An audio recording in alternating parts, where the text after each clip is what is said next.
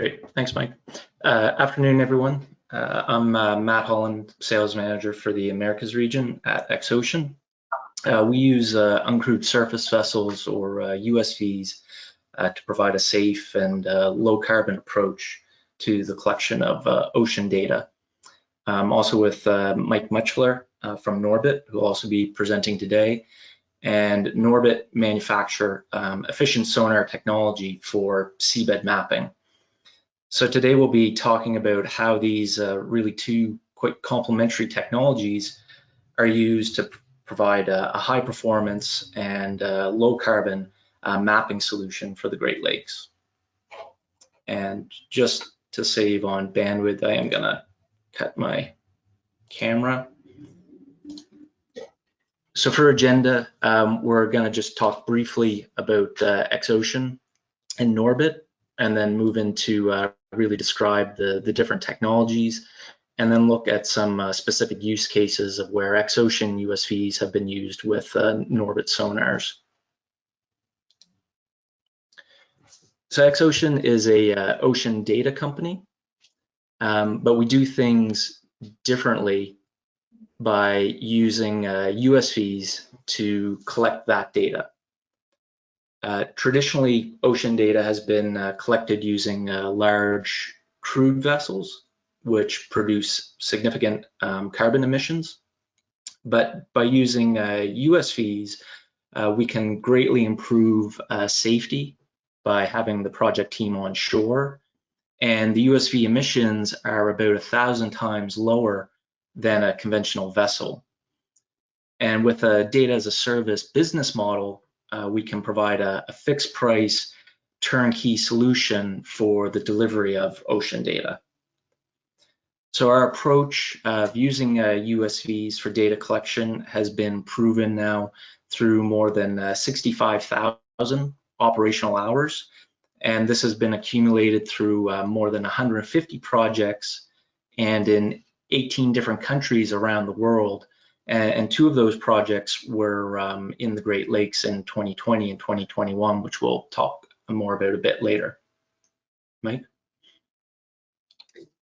Yeah, so I'll give an intro into Norbit after I figure out which button to press. Just a quick overview first, who I am. Mike Mutschler. We run a company called Seahorse Geomatics. We're based in Portland. Is that any better? Better? I'll just walk with it.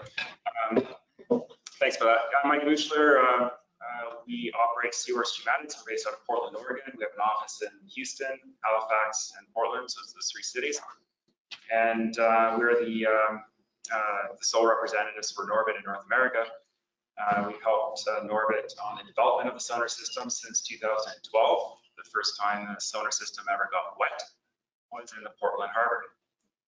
So we went from there. So, but who is Norbit? Norbit is a name that many people don't recognize and haven't heard of before maybe 10 years ago. The company's been around about 25 to 30 years. They're based in Trondheim, Norway. And I would say that, you know, Norbit is more like a telemetric engineering type of company. They're making downhole ultrasonic scanners, intelligent traffic systems. They do a large part of their business is what is called connectivity and product innovation and realization. So you bring your idea to Norbit, Norbit will figure it out and find out how to productize and how to bring it to market.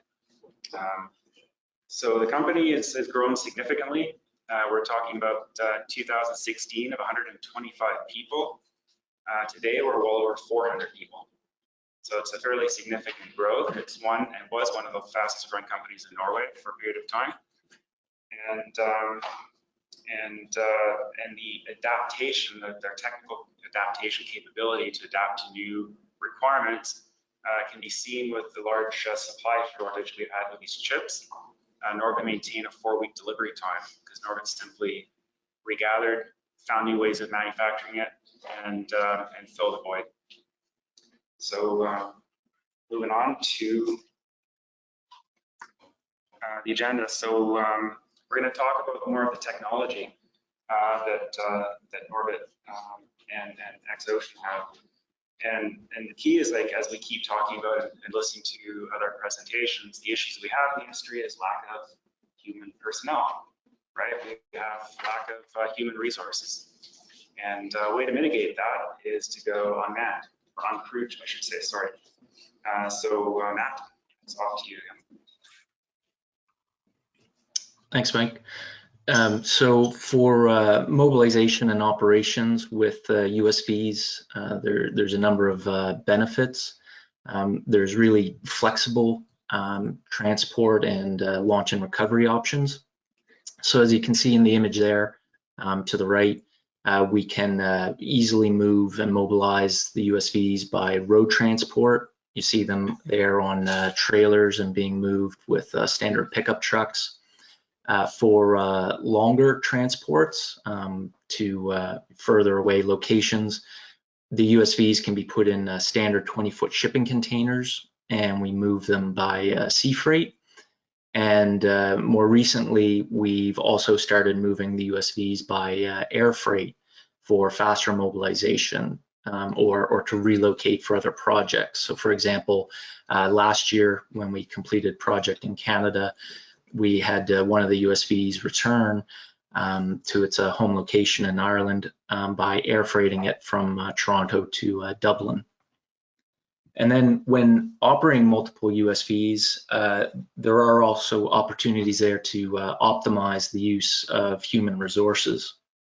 So each USV has a qualified mariner or USV pilot doing the control and monitoring of the USV. But we can have one online surveyor monitoring data quality from a couple of USVs at a time on one shift. And for launch and recovery and maintenance, we can have just 2 field operatives being able to effectively handle multiple USVs. Mike? Thanks, Matt. Cut out there once or twice. But I'll carry on. I think it was understood. So how is that carried out? How can multiple USVs go out with limited number of personnel? One of those components is a simple to operate and easily mobilize bathymetric multi-beam sonar system. And so, I think Norbert has kind of led this integration effort where we have a single box, and a single box contains all of the sensors, cables, bolts, everything needed to mobilize it on a vessel of opportunity. In this case, it would be more of the X-Ocean vessels. So another component that I should mention as well is the power efficiency. So low power requirements means longer durations for battery operated or solar charge systems. And so, the power efficiency obviously is a principal benefit for longer durations, but having a system as well that requires very minimal user interface, very little bit of training involved, will further the efficiency. Off to you, Matt.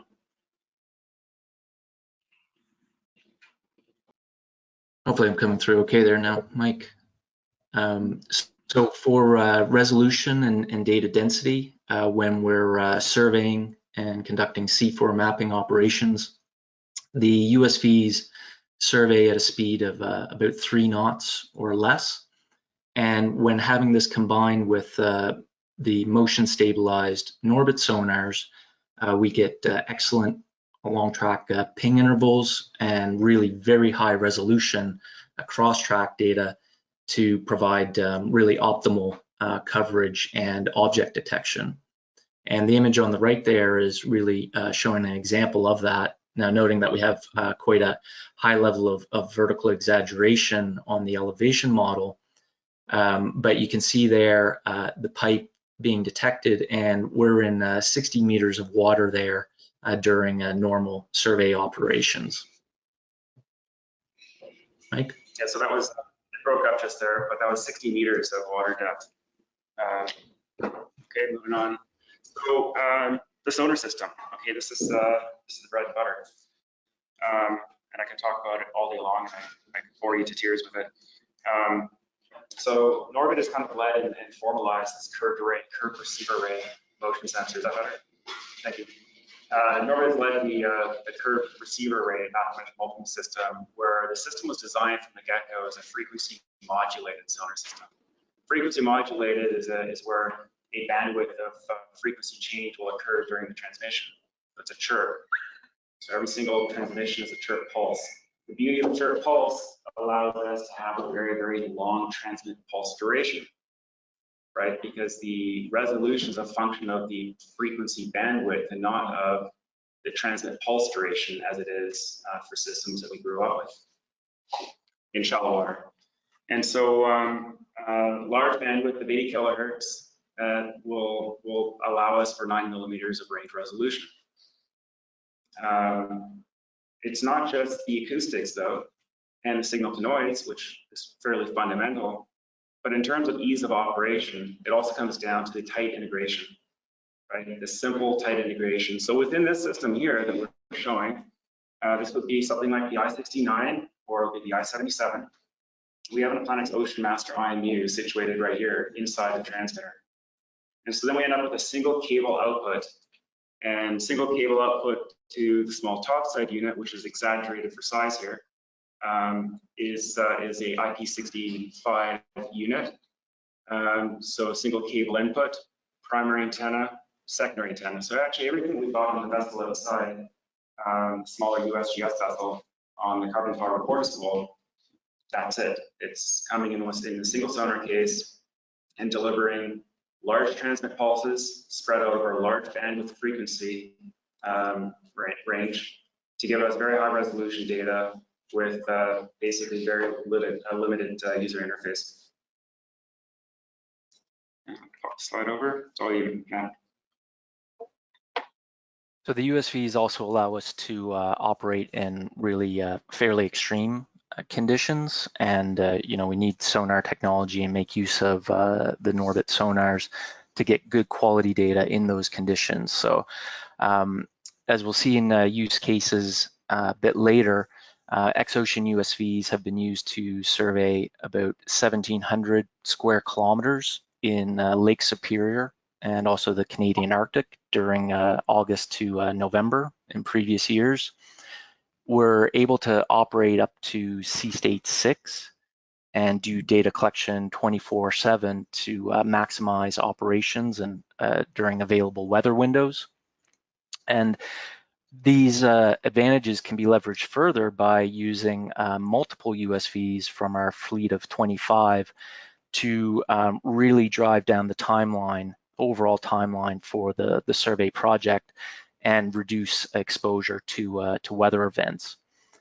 And also considering that there's nobody on board during weather downtime, there's also a lower cost associated with waiting on weather.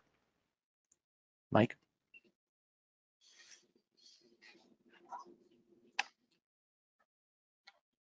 So I'm sure there's a cost benefit to the size of the USV, the size of the vessel you utilize, and how you can mobilize that efficiently and quickly, and also what the power payload is required to keep that vessel moving.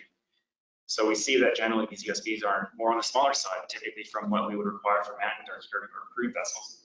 And when we have crewed vessels, obviously we have to have space for human necessities, people to sit around, have some comforts and whatnot. So the USVs are generally much smaller. The problem with the vessel that is much smaller is that the vessel is smaller, is more agile on the water surface. So as we have weather as we had yesterday, you'll have a vessel kind of bouncing around on the water surface. Okay, big deal. Well, the problem is that ping is being directed constantly in different orientations according to the vessel dynamics. And so let us introduce then the completely motion stabilized I-80S system. So the I-80S is a full pitch, roll, and yaw stabilized system, actively dynamically steered. So it allows these smaller vessels to operate in greater sea states. And generally, sea states are worse than what a human would be comfortable sitting. So the full active yaw stabilization, as well as multi-swath. This is a 1024 beamformer from a single ping. So with dual swath, we're getting 2 times that from a single sonar head.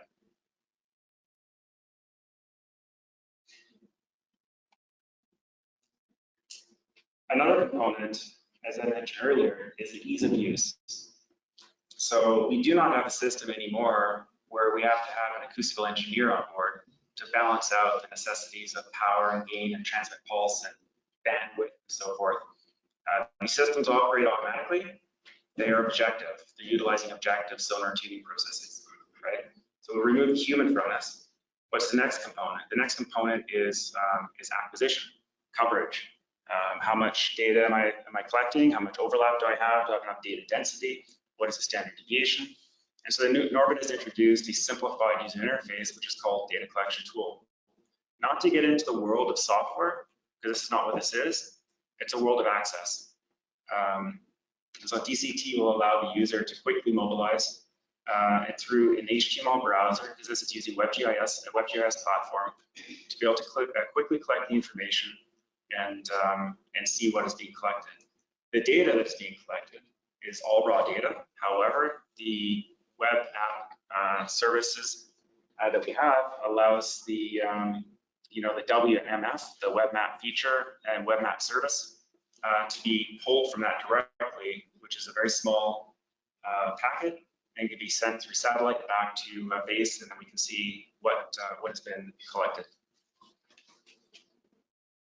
And we're happy to show you too, if you'd like to pop out on the boat for a demonstration later on. We're ready for use cases here, Matt. Thanks, Mike.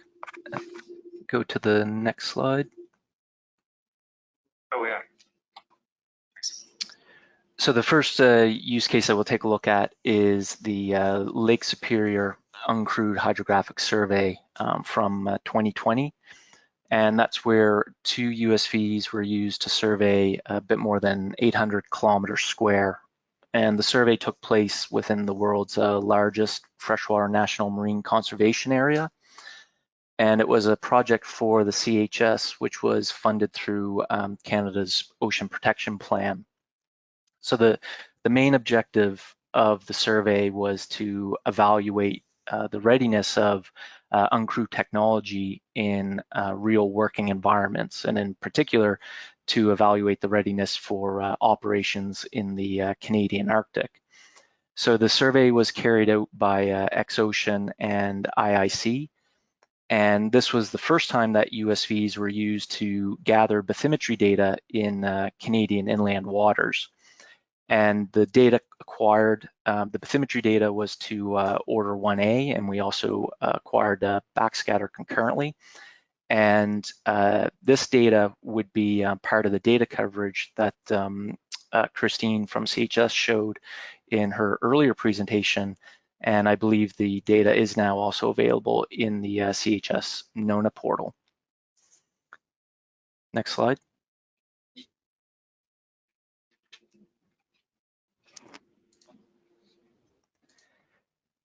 So we returned to Lake Superior then in 2021 to survey the optional area, which was about 700 kilometers square. We were still focused on collecting high quality bathymetry and backscatter data, but the USVs were also fitted out with other instruments to acquire oceanographic data for different scientific applications. So in addition to the multi-beam, we had acoustic fish tracker. We were taking chlorophyll measurements, wind speed and temperature, and also video footage from the USV cameras was recorded to support marine and animal observations. So the main objective was to establish how USVs could support marine-based science and in a multidisciplinary capacity for CHS. We used sensors like the Vailport Swift SVP with chlorophyll to take measurements for the biological health of the water, and also the Norbit Winghead I-67H to acquire the bathymetry and backscatter data. And CHS has been an early adopter of the Norbit systems, and there are various cases of where these systems are being used in Canadian waters. Next slide. So a bit of a departure from the Great Lakes, but also in 2021, the USVs and Norbit systems were used to survey in the Canadian Arctic. And so this was the first time that CHS used USVs in the Arctic to expand hydrographic data coverage. Again, we were working with IIC on the survey side, and a larger offshore or oceanographic vessel, the Leeway Odyssey, was used to conduct the survey. And one of the X-Ocean USVs was launched and recovered off of the back of the Odyssey to have multiple platforms out collecting data. And so the image there from CHS, those are some data examples from the Ungava Bay surveys.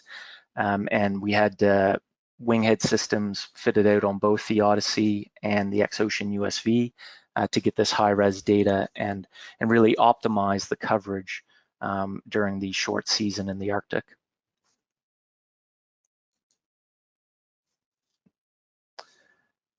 Another use case being offshore wind farms.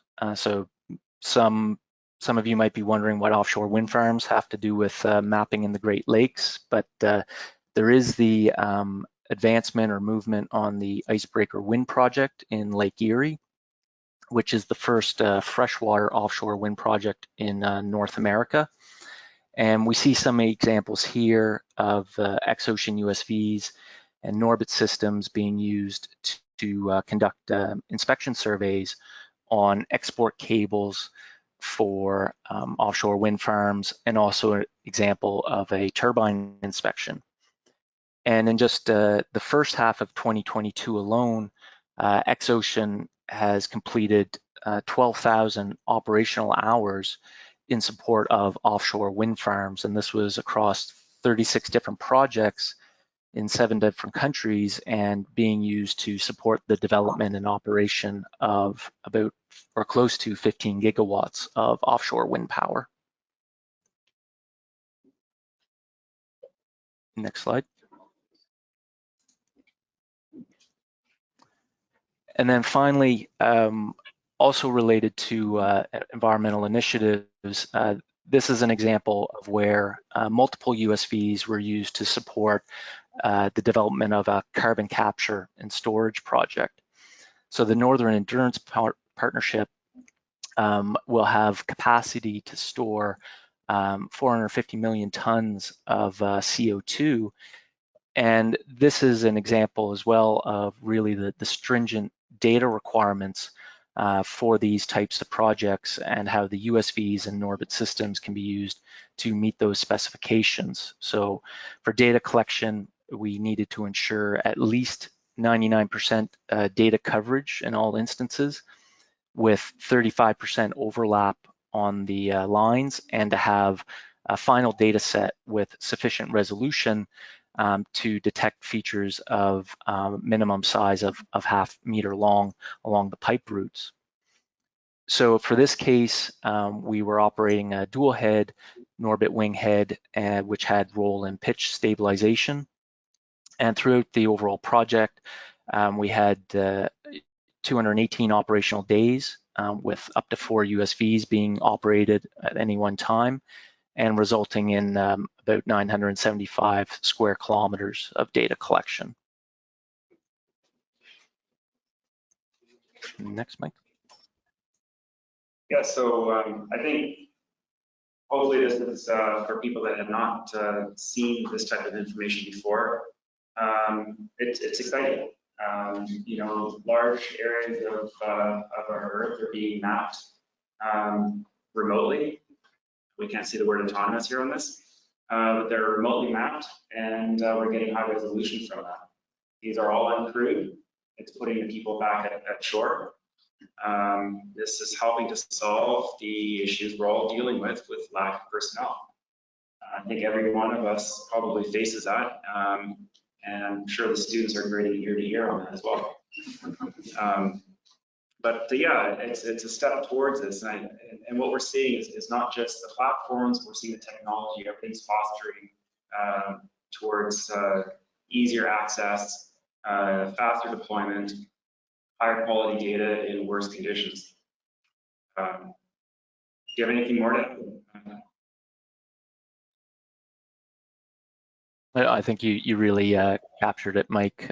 You know, we have pretty lofty goals, or you know, kind of objectives ahead of us in the marine mapping community, and really using technology like USVs gives us an ability to scale up and actually meet that demand, to you know, complement the use of crew platforms, or like in this case with over-the-horizon operations, then having the uncrewed platforms operate completely independently and having them fitted out with high-tech sonars.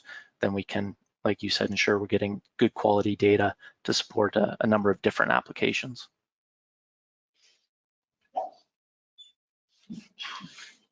And with that, any questions? Yes, sir. How many days did it take to survey the 700 or 800 square kilometers in the previous slides? This one's for you. And the question is how many days did it take to survey the 700 kilometers for that use case that I'm showing right now? For the 800 kilometers, rather the 2020 survey, I do recall, I think we had about 26 days of operations, with in part one USV and then a second one joining it at the time. We believe in 2021 we were slightly longer than that, but still probably similar kind of time frame. Okay, and just to recap, that was a single USV and then a secondary joined at what point? It was probably about midpoint in 2020, where we had two of them out operating concurrently.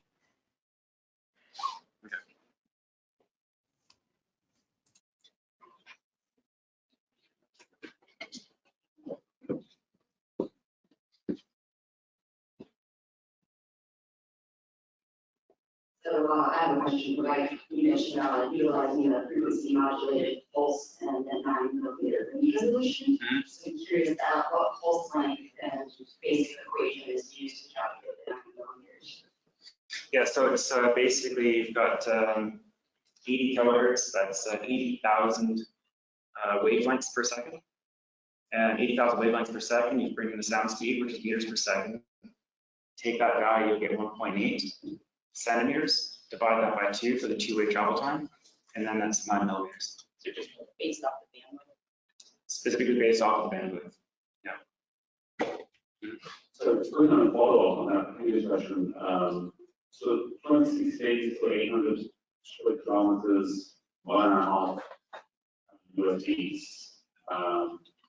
that's roughly 20 square kilometers per day. Is that 24 hours a day, or is it 8 hours a day, 10 hours a day? Now, what's the 20 hours of the station?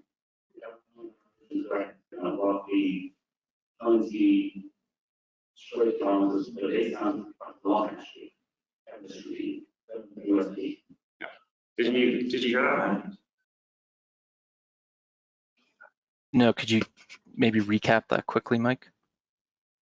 Yeah, so the question was for 1.5 USVs, for the same example that's on the slide right now for the use case.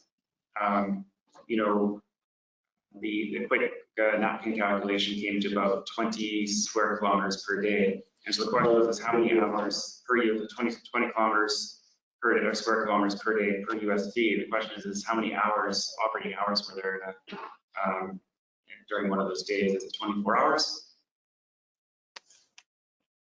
Okay, well, so I guess to comment, I mean the durations did vary kind of based on the transits and also the coverage per day varying by water depth, but we would typically be operating about at least 22 hours a day, and we would do about 120 line kilometers per day. So the line kilometers, you know, if we're doing about 3 knots, the line kilometers is probably more of a constant reference rather than the square kilometer, which is going to be, you know, dictated by water depth.